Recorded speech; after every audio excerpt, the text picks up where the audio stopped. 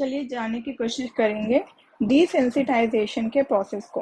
What is desensitisation? जहाँ पे है ना हम एक्सेसिव अमाउंट में है ना सिग्नलिंग चल रही है, या फिर ये जीपीसीआर जो रिसेप्टर्स होते हैं वो है ना सेल के प्लाज्मा मेम्ब्रेन पे बहुत ज़्यादा अमाउंट में हो गए हैं, जिसकी वजह से सिग्नलिंग कंटिन्यूसली एक्टिव रह रही है और हमें नहीं चाहिए कि ये एक्टिव रहे।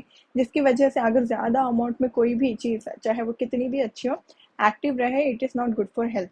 तो यहाँ पे हम क्या करेंगे, इस कंडीशन में डिसेंसिटाइजेशन का प्रोसेस करेंगे। और ये भी है ना जीपीसीआर के रिलेटेड ही टॉपिक है। यहाँ पे जीपीसीआर रिसेप्टर है ना एक्टिव हो रहा है। अब यहाँ पे जीपीसीआर रिसेप्टर के ऊपर है ना कोई भी लाइगेंड आया, जो भी मॉलिक्यूल है ना अपना सिग्नलिंग कर रहा है, बट हमें है ना एक्टिव नहीं करना है।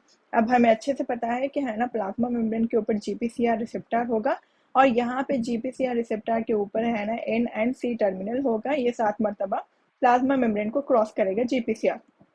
इसके साथ साथ है ना 3 सब यूनिट्स होंगे, अल्फा बीटा एंड गामा, जो है ना ट्राइमर कंडीशन में होंगे, और ये है ना इस तरह से अटैच होंगे।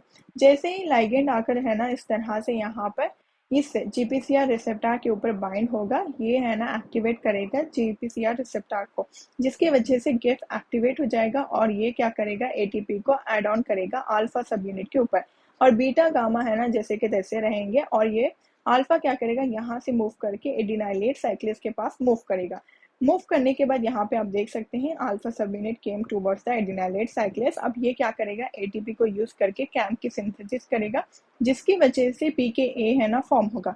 अब ये पीकेए क्या करेगा, it will go towards the nucleus, nucleus के अंदर जाएगा और क्रिप को एक्टिवेट करेगा। और क्रिप क्या करेगा, यहाँ पे फॉस्फोराइलेट, मतलब पीकेए क्या कर रहा है, क्रिप को एक्टिवेट कर रहा है। यहाँ पे क्रिब है ना फॉस्फेट अटैच करके नहीं है, और इसे है ना अटैच करवा कर है ना इसे क्रिब को एक्टिवेट किया। अब क्रिब जैसे ही एक्टिवेट होगा, ये सीबीपी मतलब क्रिब बाइंडिंग प्रोटीन से है ना अटैच होगा, और यहाँ पे हमारे पास है ना ये CREB मतलब camp response element binding protein कहलाएगा। और ये है ना क्रिब एंड सीबीपी दोनों मिलकर अटैच होंगे।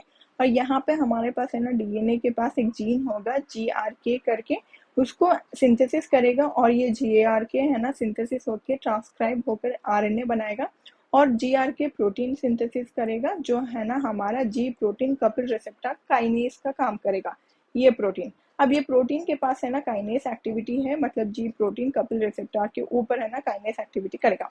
ये यहाँ से है ना यहाँ से जाएगा, जाके इसके ऊपर है ना फॉस्फेट अटैच कर देगा, इसके ऊपर मतलब जीपीसीआर रिसेप्टर के ऊपर है ना अटैच कर देगा फॉस्फेट। इसके लिए ये क्या करेगा, एनर्जी को रिलीज करेगा और एडीपी को रिलीज करेगा, और ये है ना फीडबैक इनहिबिशन का काम कर रहा है। क्योंकि यहाँ पे फीडबैक क्यों हो रहा है, हमें है ना यहाँ पे सिग्नलिंग को और नहीं चलानी है, इसीलिए फीडबैक इनहिबिशन कर रहे हैं। अब जैसे ही जीपीसीआर के ऊपर है ना इस तरह से फॉस्फेट अटैच हो जाएंगे, उसके बाद हमारे अरेस्टिन प्रोटीन से ना सब अटैच हो जाएंगे इस तरह से जीपीसीआर के सराउंडिंग में, जिसकी वजह से क्लैथरीन भी आकर अटैच हो जाएगा इस जीपीसीआर से। अब जैसे ही क्लैथरीन है ना जीपीसीआर से अटैच हो जाएगा, ये क्या करेगा, वेसिकल बनाएगा और है ना एंडोसाइटोसिस करवा देगा इस जीपीसीआर का।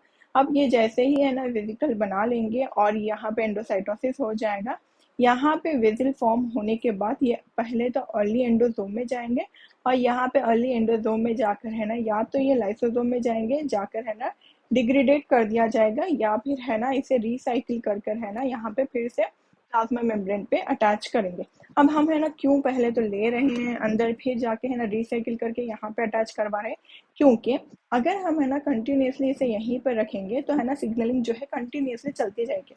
अब हमें है ना सिग्नलिंग को रोकना है, जिसकी वजह से हम क्या करेंगे, पहले तो अंदर लेंगे, इतनी देर के अंदर है ना सारी के सारे सिग्नलिंग की प्रोसेस जो है कंटिन्यूसली नहीं होगी, मतलब स्टॉप हो जाएगी, जिसकी वजह से हमारे पास है ना स्टिमुलेशन का एक्सेसिव अमाउंट नहीं होगा। अगर ऐसी कंडीशन है तो है ना हम क्या करेंगे, रिसाइकिल कर देंगे और उसे भेज देंगे अपनी जगह पर अपने आप को, मतलब जीपीसीआर को फिर से वहीं पे भेज देंगे।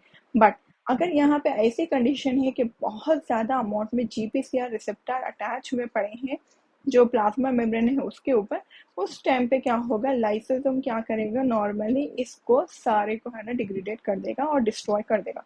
इस तरह से डिसेंसिटाइजेशन का प्रोसेस होगा। ये डिसेंसिटाइजेशन का प्रोसेस भी जीपीसीआर के लिए इस तरह से काम करेगा।